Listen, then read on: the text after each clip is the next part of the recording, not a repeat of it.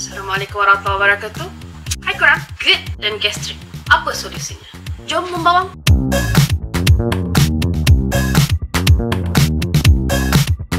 Kita dah tahu macam mana boleh jadi.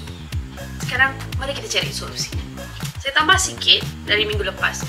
Sebenarnya GERD terbahagi kepada dua ruangan ataupun dua bilik. Bilik atas dan bilik bawah. Disebabkan ia berlaku di kawasan gastrik atau perut, GERD dan gastritis adalah sakit di bilik atas.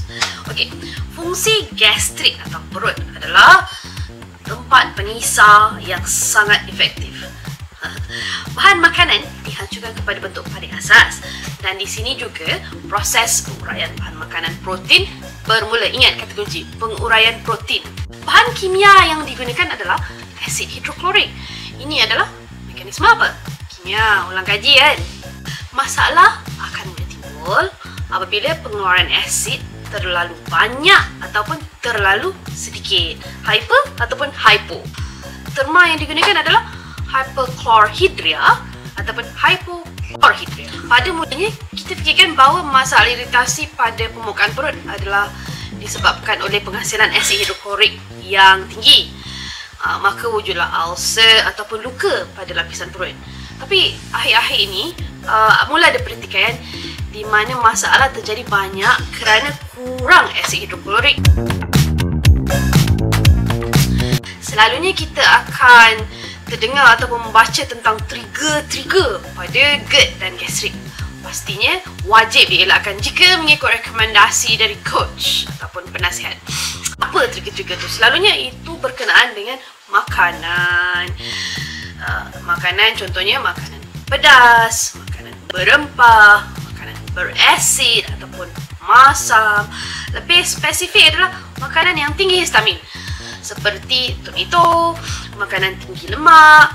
Contoh termasuklah makanan tinggi lemak, it can be cake dan juga coklat, kafein ataupun buah-buahan sitrus, contohnya orange kan. Tetapi ada juga pendapat yang lain. Katanya makanan yang tinggi karbohidrat lah yang menyebabkan masalah GERD berlaku, ataupun tinggi gluten. Kekurangan protein dalam makanan juga menjadi penyebab. Maka keto diet bagus kerana ia memberatkan pengambilan protein yang mencukupi. Kerana sebenarnya protein perlu untuk stimulasi asid hidroklorik di dalam perut. Ingat tentang permulaan proses penguraian protein yang berlaku di dalam perut. So, low carb diet ataupun diet rendah karbo adalah sangat bagus. In this manner lah. Trigger yang seterusnya adalah emosi, di mana kerisauan melampau. Sama ada boleh menyebabkan rangsangan pada saraf menghasilkan lebih asid atau sebenarnya kurang asid kerana tiada persediaan untuk memproses makanan. Cuba fikir, apakah lebih penting untuk persiapan menghadapi tekanan, sama ada ingin lari atau hendak berlawan? Mana ada masa untuk berlapar? Dan penyebab ketiga adalah ubat-ubatan yang berkaitan. Contohnya histamine 2 blocker ataupun antihistamin ataupun proton pump inhibitor PPI-S. Ini adalah ubat-ubat yang menurunkan kadar penghasilan asid hidroklorik di dalam perut dalam mengatasi masalah pengeluaran asid hidroklorik yang berlebihan. Sekiranya ianya digunakan dalam jangka masa yang panjang, ada kemungkinan ini akan menyebabkan perut kita lupa untuk menghasilkan asid hidroklorik yang sepatutnya. Sama juga dengan antibiotic abuse dan sebagainya lah. Ada beberapa jenis ubat yang berkaitan. I'm not gonna go and talk on that part. So, apa yang berlaku sekiranya asid hidroklorik ini sedikit ataupun kurang? Ini adalah gate esophagus ataupun pintu esophagus ataupun getah yang menutup jalan masuk daripada makanan dari esophagus ke perut tidak tutup rapat. Jadi kiranya akan makanan tu macam agak basi lama sikit dalam perut. Maksudnya makanan tu transit dalam perut lama. Oleh itu, bakteria, fungus dan parasit yang sepatutnya mati dalam perut hidup. Maka at the same time akan mewujudkan ketidakseimbangan mikrobiom dalam perut, di dalam bilik atas dan berlanjutan ke bilik bawah. Okey dah, nak buat apa? Setakat ini 5 solusi yang agak popular ataupun pendekatan yang agak popular yang diambil untuk mengatasi masalah ini. Yang pertama adalah makan makanan yang kaya dengan nutrisi. Kurangkan makanan berproses. Kalau korang baca mana-mana literature ataupun pendekatan akan bercakap begini. Eat high dense nutrition food. Avoid taking processed food. Kenapa? Kerana makanan berproses tidak mempunyai prebiotik, probiotik dan sebarang hasil. Kemungkinan besar hasil yang ada adalah karbohidrat tinggi. Ataupun worst still adalah dia banyak menggunakan simple carbohydrate yang bila mana masuk badan terus gunakan dan and that's it. No nutrition. Dan juga protein yang tidak segar.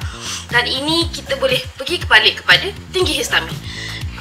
Dengan tinggi histamin dia akan menambahkan kepada kesan alahan dan juga GERD. Nombor 2 adalah kurangkan makanan-makanan yang boleh trigger GERD dan gastrik. So yang ini kena cari senarai makanan yang boleh trigger.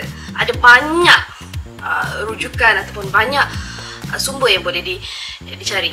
So korang kena tengok apa food items yang boleh menyebabkan korang mendapat GERD ataupun gastrik. So yang ni is more of a homework and then kena adventure sendiri.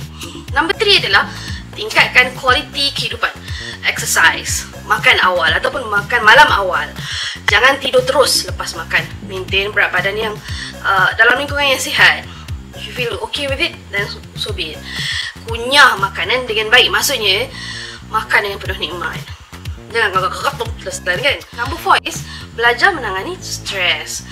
So kalau tak tahu boleh datang jumpa kami, boleh berkaunseling dengan kami. Number 5 is makan prebiotik dan probiotik. Dalam esophagus pun ada dunia microbiome sendiri. Kita ingat ada dekat dalam usus kecil ataupun usus besar. No, ini esophagus pun ada.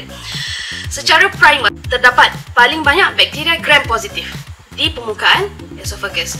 Apabila reflux dari perut dengan makanan yang tak habis dicerna, akan terjadi perubahan pada lapisan esophagus. Sama ada disebabkan oleh asid berlebihan yang masuk ke dalam ataupun perubahan jenis mikrobiom. Jadi gram negatif pula. So akhirnya tidak membantu. Apabila kita makan prebiotik, contohnya gamarap, baobab, moringa dan sebagainya, maka akan bertambahlah serat-serat yang kaya dengan nutrisi.